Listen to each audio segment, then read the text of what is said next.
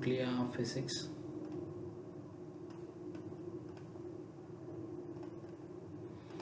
Any nucleus of an atom can be written as some X. Here you have the Z atomic number, then N and A. A is the mass number, and N represent the number of neutrons. Now,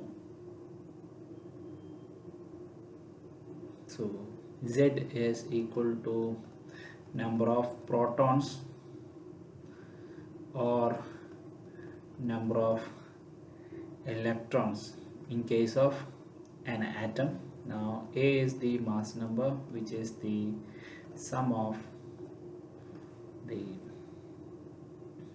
protons and neutrons,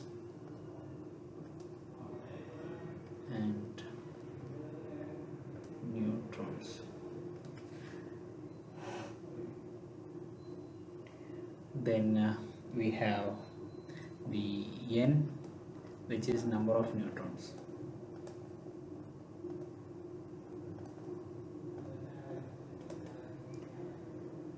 Coming to the size of the nucleus,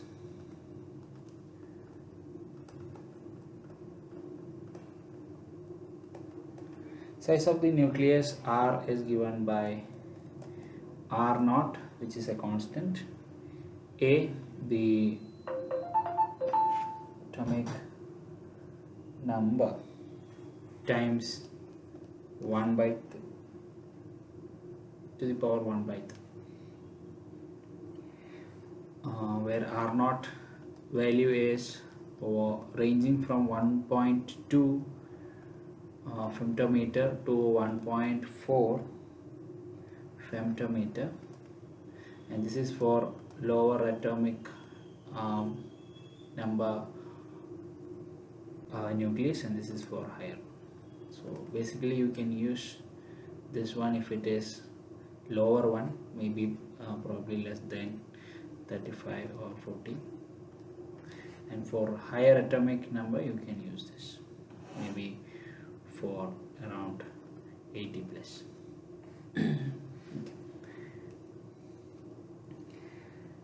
And the ratio of the radius of two nucleus can be written as R1 by R2, which is equal to R naught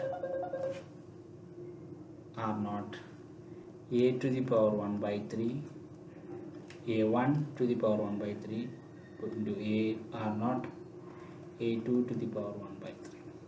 So this is now equal to A1 by A2 whole to the power 1 by 3.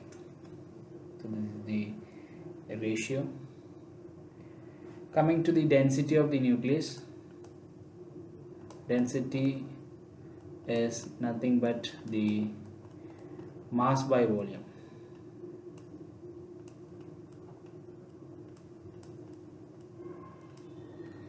Mass by volume. So you can write mass divided by the nucleus is considered as sphere, so it's equal to 4 by 3 pi r cube. So this r can be written as in this way, or you can write r naught cube. Now what you can write is m is the number of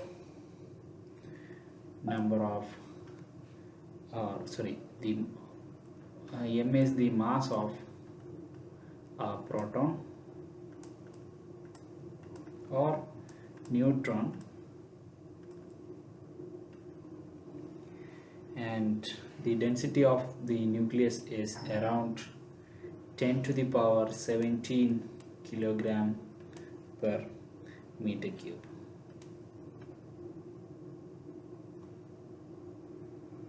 And you can see that density is independent of the nucleus is independent of the atomic number A.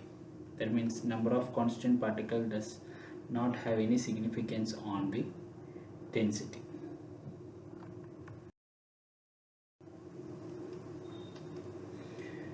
Coming to the binding energy of the nucleus.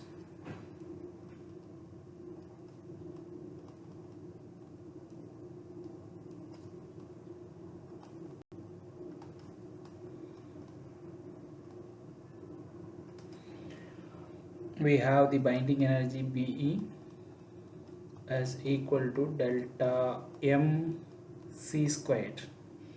Delta m is the change in mass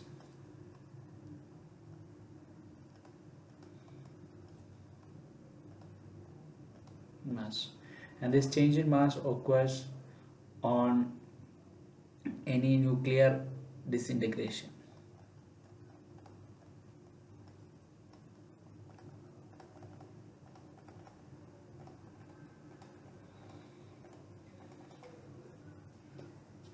That means suppose we have a nucleus of mass m, capital M, and it is disintegrating to two masses m1 and m2. Then m1 plus m2 m minus m1 plus m2 gives you delta m.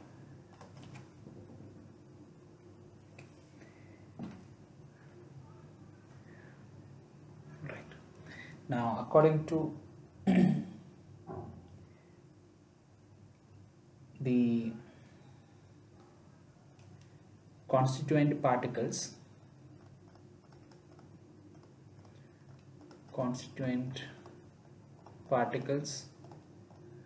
of the nucleus,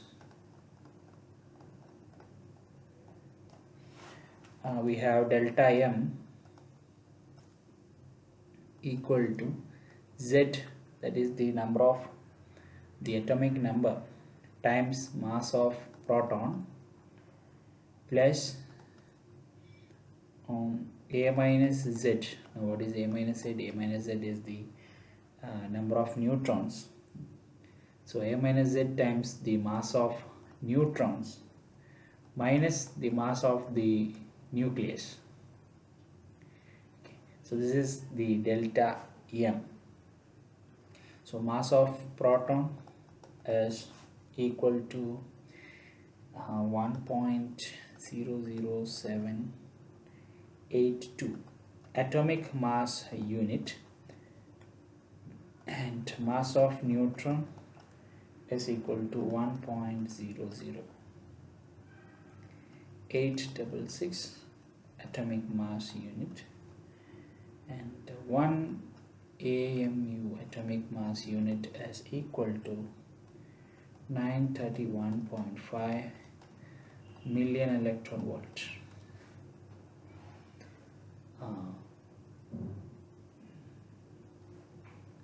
Yeah.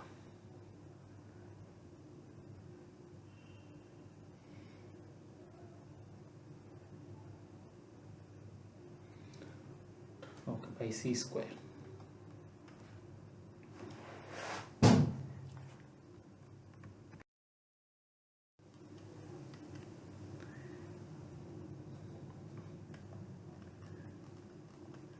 Mass of proton in terms of in kilogram is given by 1.672 into 10 to the power minus 27 kilogram, and which is equal to 938 million electron volt by c square. Mass of neutron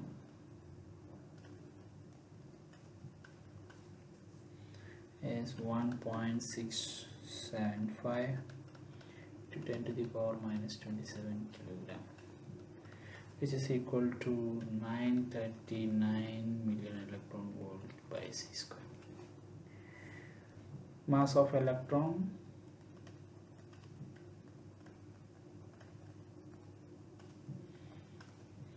is 9.31 into 10 to the power minus 31 kilogram, and that is equal to 0.51 ton volt by c square.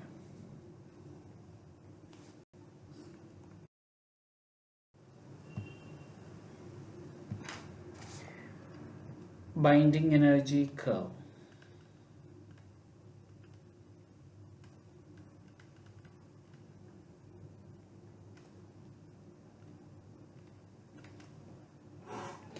Now this is on y-axis you have binding energy per nucleon, Be by A, and on x-axis we have the A, that is the mass number. Now the binding energy goes from like this and somewhere like this. Now the maximum binding energy is somewhere around this point. This is 8.8 million electron volt, and this is maximum, and this is for Fe, and average binding energy of the nucleon in binding energy curve is 8 million electron volt, and the situation is in this way: higher the binding energy,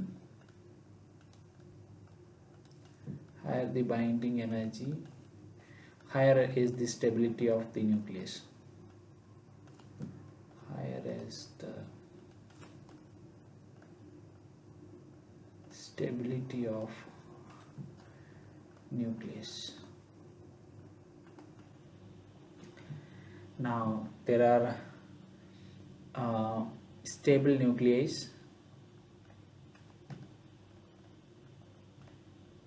according to the magic numbers.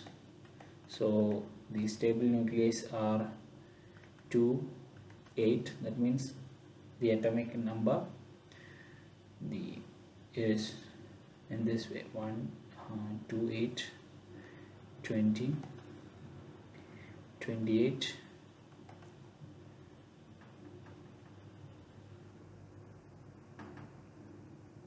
50, 82, and 126. These are the values of the A, that is the mass number or number of nucleons.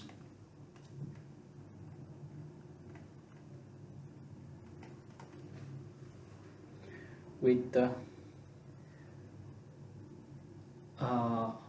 which are stable.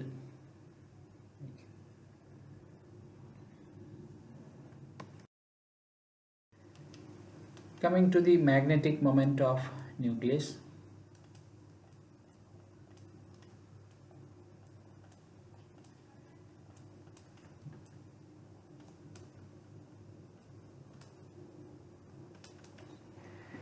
We have the magnetic moment mu given by IA.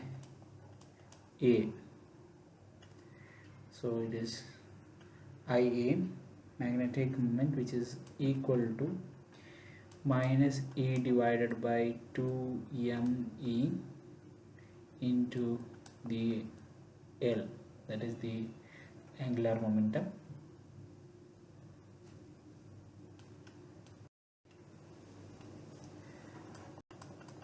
For an electron, we can write the orbital magnetic moment.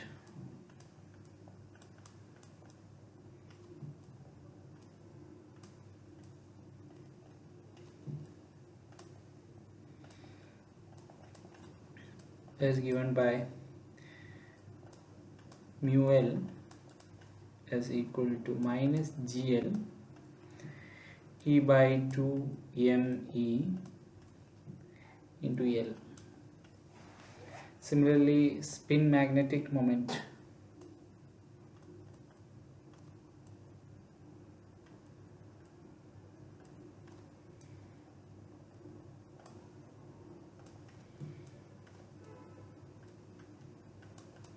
mu s is equal to minus gs E by 2me into s.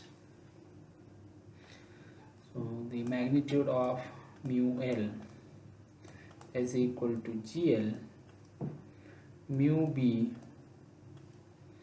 into root of L into L plus 1. Mu S equal to GS mu B into root of S into S plus 1. Mu B is equal to EH cross by 2ME, and this mu B is called Bohr magneton, and the value of Bohr magneton is equal to 9.27 into 10 to the power minus 24 joules per Tesla. Its unit is of ampere meter square.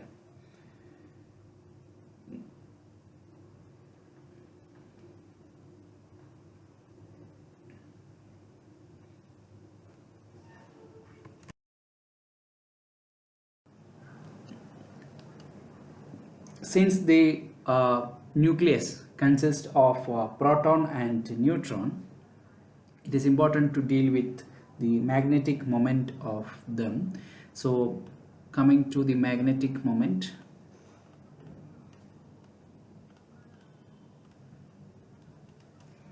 of proton and neutron.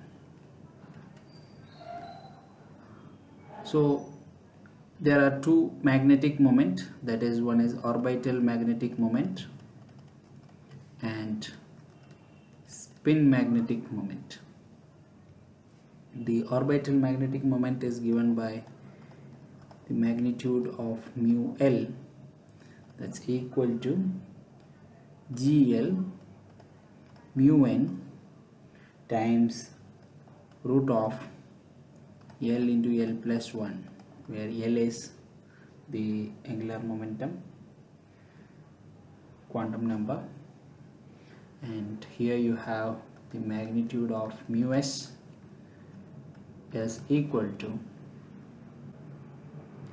GS mu N root of S into S plus 1,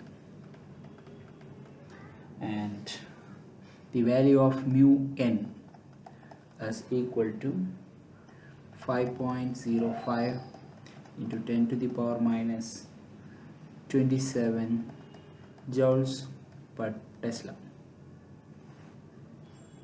Now coming to the proton magnetic moment, for proton the value of GL is equal to 1 and GS equal to 5.59,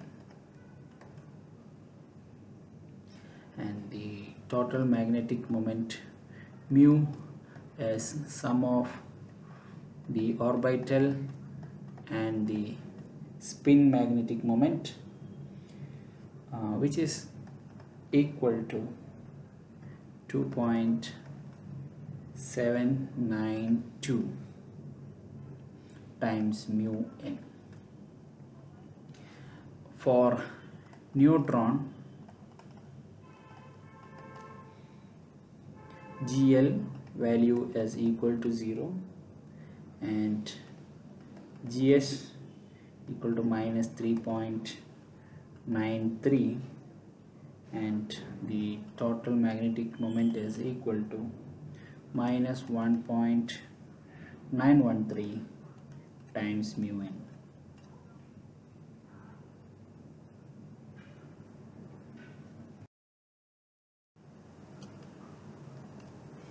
Quadrupole moment.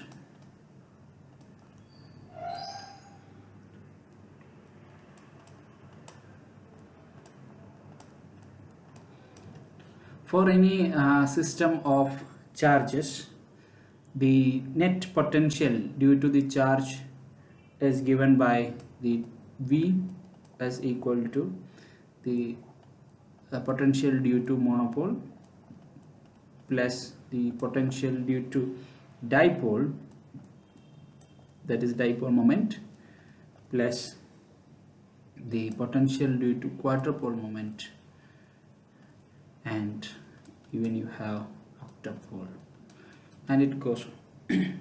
Now dealing with the first three potentials, that is the V mono is given by 1 by 4 pi epsilon times R integral rho d tau. Rho is the volume charge density, then V dipole is equal to 1 by 4 pi epsilon naught R square integral R cos theta rho d tau, and the V quad is equal to 1 by 4 pi epsilon naught capital R cube times integral R square into 3 cos square theta minus 1 rho d tau by 2.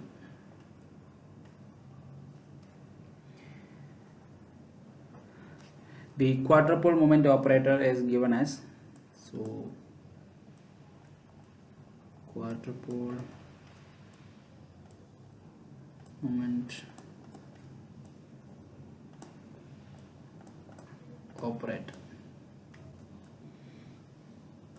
Q cap is equal to 3 z square minus R square.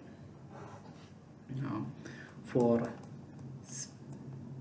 spherical or sphere, that is if the nucleus is spherical in shape, the operator Q is 0, and for usually our nucleus is not in it won't be a spherical shape, it will be either prolate or oblate model.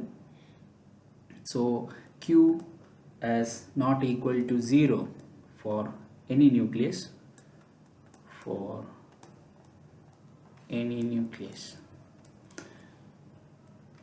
So according to the value, the sign of the Q, that is if the Q is greater than 0, that is positive value, the shape is prolate, P-R-O-L-A-T-E, prolate, and it is somewhat like this. Okay. Now for Q less than 0, it is negative and it is called oblate. So the shape is somewhat like this.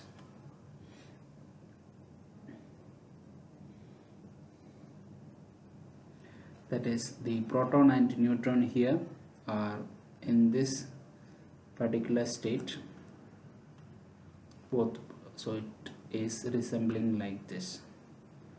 Okay, now for oblate model, the proton and neutron will have something like this. Hope you could make out the difference. So this will be the shape of the nucleus according to the operator Q.